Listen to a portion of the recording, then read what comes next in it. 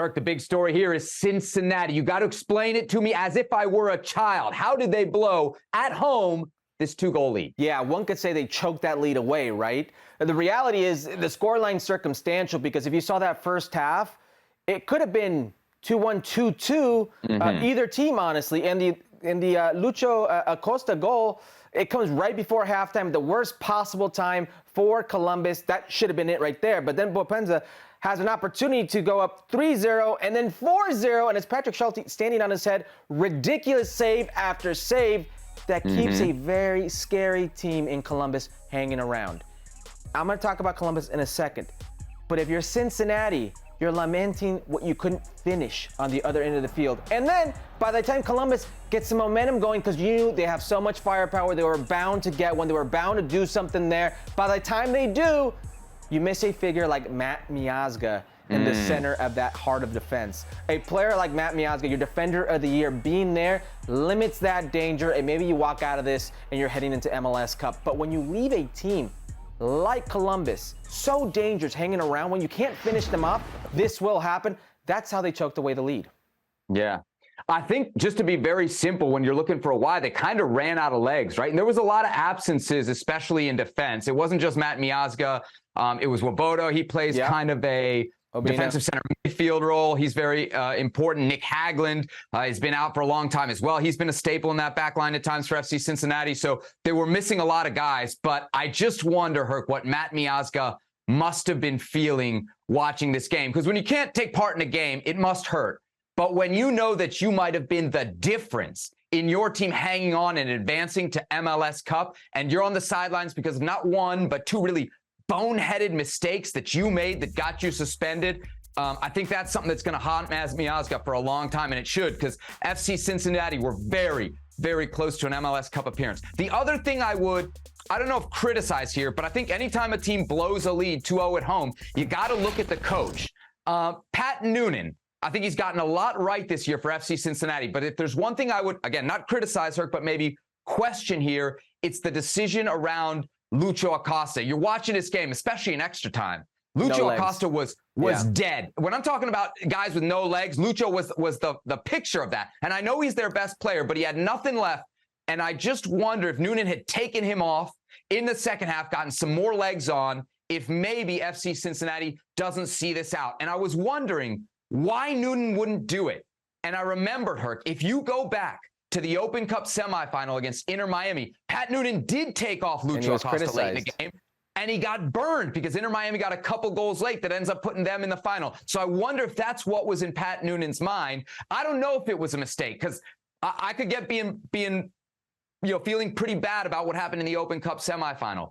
But when you look at how that game ended, Herc, there's no doubt about it. Cincinnati needed more off their bench, and they weren't getting it from the 11 guys on the field. Let me tell you something. It's not Pat Noonan's fault that Bopenza couldn't score those 2 goals. It could have been 2 goals from Bopenza. It could have been a 4-0 stat or score line, and you're home. You're riding off to the sunset heading into the MLS Cup, and you're hosting it. You're hosting it. You're not just going, you're hosting it. It's not Pat Noonan who told Kubo to not defend on the back post when Cucho Hernandez is wide open, to stop running in the box and leave him alone so Christian Ramirez could tap it in. I understand what you're saying, but this is not on Pat Noonan. This team buckled, they folded in the worst possible time. It's on the players. It's on the players who had a 2-0 advantage, who could have made it 4, that then buckled under that pressure.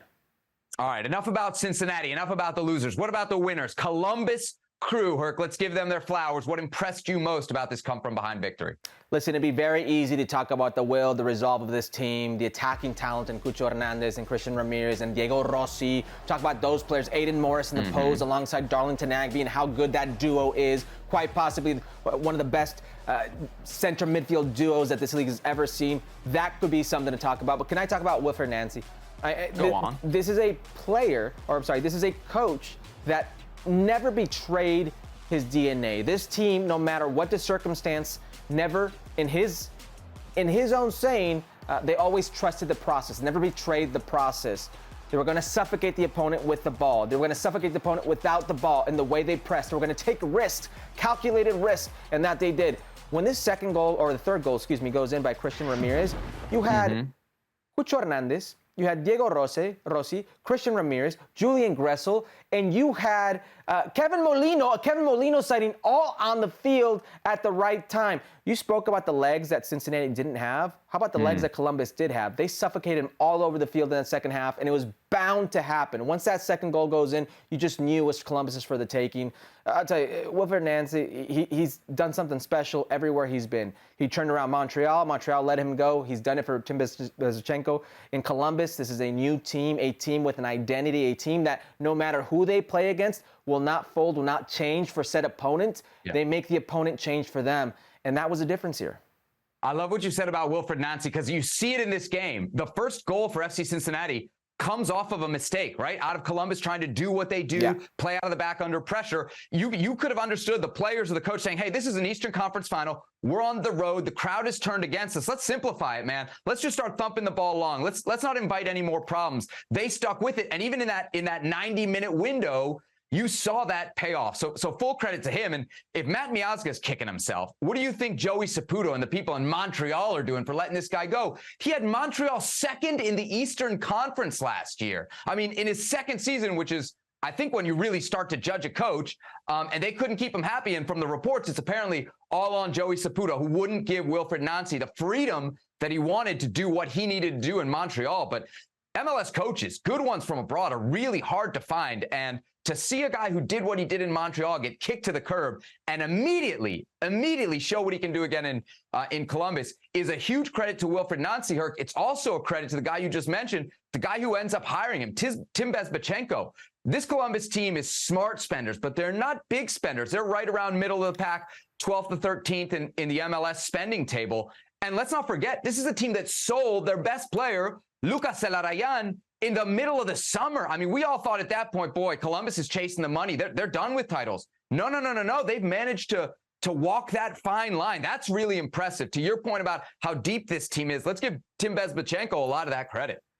Tim Bezbatchenko, the true architect of the Toronto FC glory years. Not Bill Manning, Tim Bezbatchenko. Yes. Well, it helps when you're also the guy who helped write the rules for the league. Remember, he worked in the league office for quite some time. So Tim Bezbatchenko, check marks for his work in Toronto as well as Columbus.